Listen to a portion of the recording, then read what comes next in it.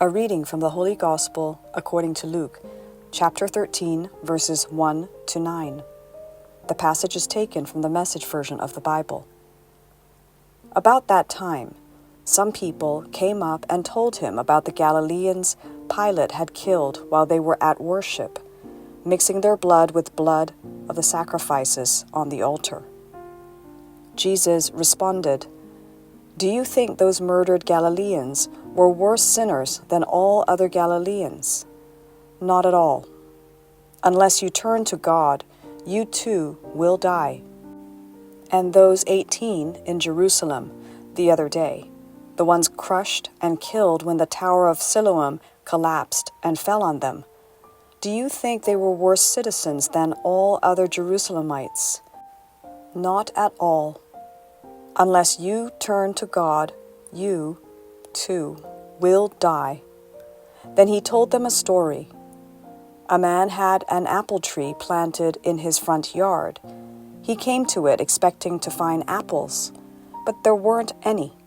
He said to his gardener, "What's going on here? For 3 years now I've come to this tree expecting apples, and not one apple have I found. Chop it down. Why waste good ground with it any longer?" The gardener said, "Let's give it another year. I'll dig around it and fertilize, and maybe it will produce next year. If it doesn't, then chop it down." The Gospel of the Lord. Good morning.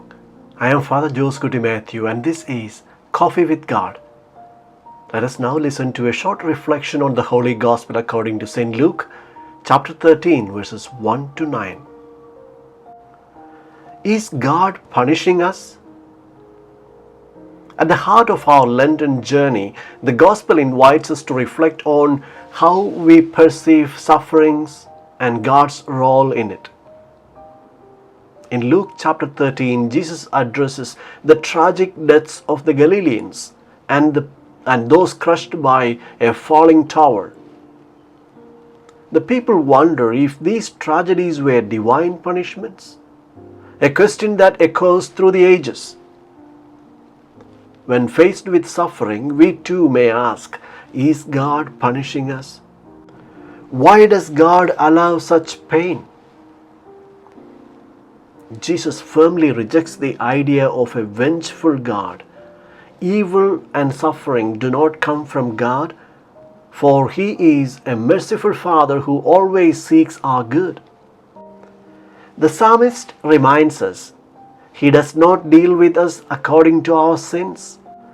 The true enemy is sin, the selfishness and wrong choices that harm our relationships and the world around us.